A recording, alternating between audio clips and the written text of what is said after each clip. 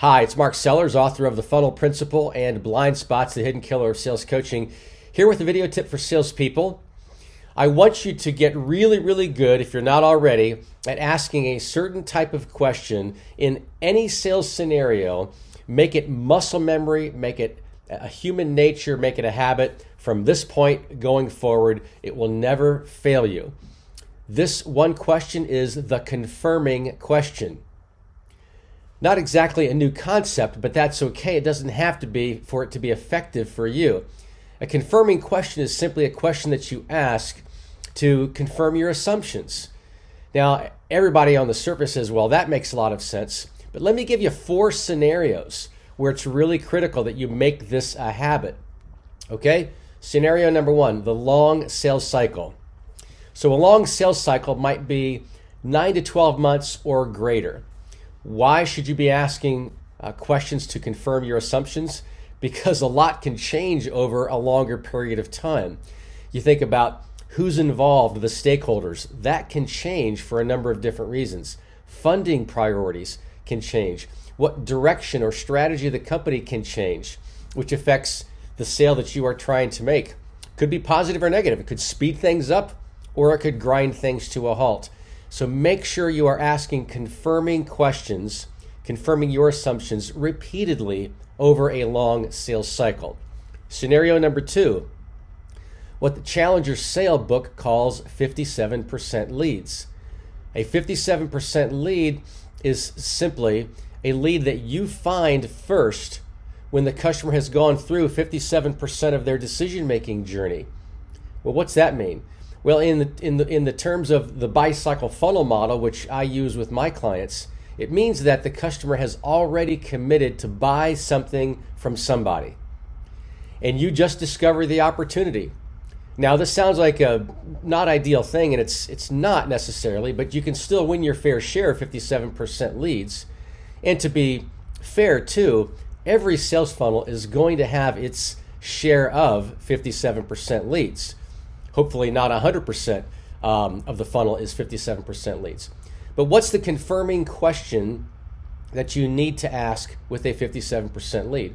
Well, again, the assumption is it feels like they have committed to buy something from somebody.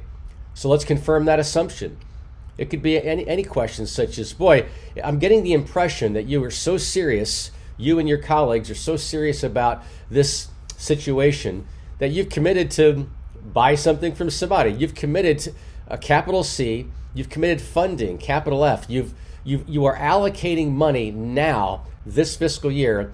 You're putting time and attention now, prioritizing on this particular project. Is that correct? Very important question because it determines what you should do next. Scenario 3, stage 1 leads. So these are early stage leads that hopefully all of you are working on. Definition of an early stage lead, though, very importantly, it's not just that a customer has expressed a problem or an opportunity. They have also expressed an intent to act on it. You can walk through a company and see all kinds of problems. You can walk out of a sales meeting and hear the customer tell you all kinds of problems, and that may be true. But a problem that it doesn't get in any stakeholder intention to do something about, it's going nowhere, baby. So with a stage 1 lead, you want to confirm what you have heard during the calls, and you importantly want to confirm the stakeholder's intent to do something. Hey, that sounds like a very important issue to take care of. Am I correct in hearing you say that you and or other people are actually committing time and energy right now, continuing to figure out what to do? Yeah, we are, or not really. So confirming the intent to act on these problems or opportunities, that's really where you want to aim that confirming question. And finally, scenario 4, stage 0 leads. So a stage 0 lead, so critical to hitting quota, and not just in the current year, but hitting quota in the next years, as you're always building that next year funnel, right? Even in a shorter sales cycle like 3 to 6 months. But a stage 0 lead, by definition, they haven't expressed any problem or opportunity, let alone an intent to act on it.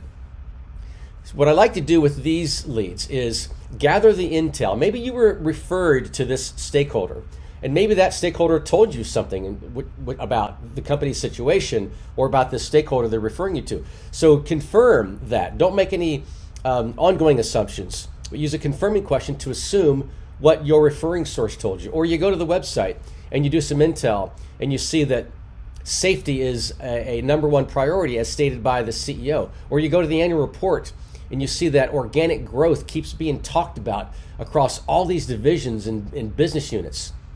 So ask a confirming question. So what this does is it really shows that you did your homework, that you took some time to try to get ready for this meeting, and you are not making any assumptions about what you have learned, either from your referring source or the website or the annual report or whatever.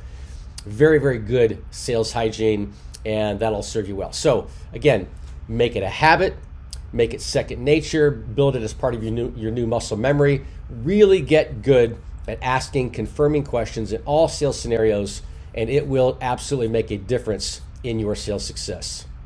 All the best. Good selling.